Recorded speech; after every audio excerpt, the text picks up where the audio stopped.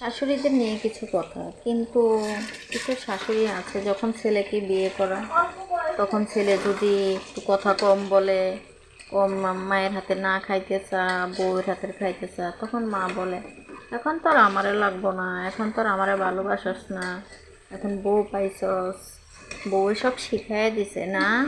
আসলে বউ শিখায় নাই। আরেকটা কথা, এসব কথা শুনে কখনো আপনারা ঝগড়াঝাটি করবেন না পরিবারে। ঝগড়া না করে সবাইকে মিলমিশ করে একসাথে থাকবেন। কিন্তু কিছু স্বামী আছে যে বউয়ের কথা শুনে মায়ের সাথে ঝগড়া করে, মায়ের কথা শুনে বউয়ের সাথে ঝগড়া করে। এসব কখনো করবেন না।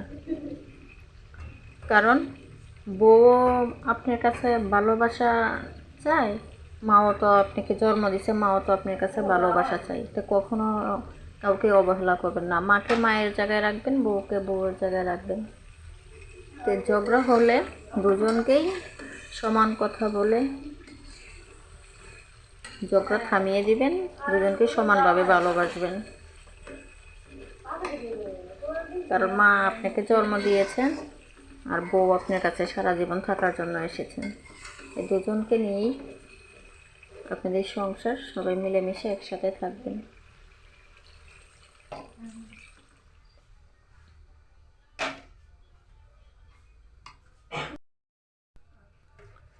কিছু শাশুড়ি আছে যে বউ ভালো মন্দ খাইলে হিংসা করে, বলে যে সে তো বউ, সে ভালোটা খাইতেছে না। এইসব কখনো করবেন না।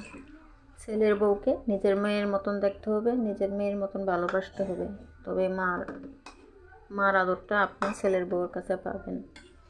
আর ছেলের বউয়েরও শাশুড়িকে মায়ের মতন ভালোবাসতে হবে, মায়ের মতন দেখতে হবে।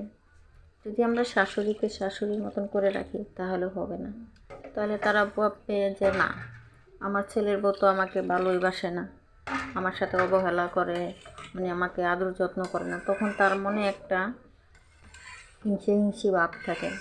তাই নিজের শাশুড়িকে নিজের মায়ের মতন ভালোবাসতে হবে, সমানভাবে, মানে তার দিক খেয়াল সব কিছু রাখতে হবে।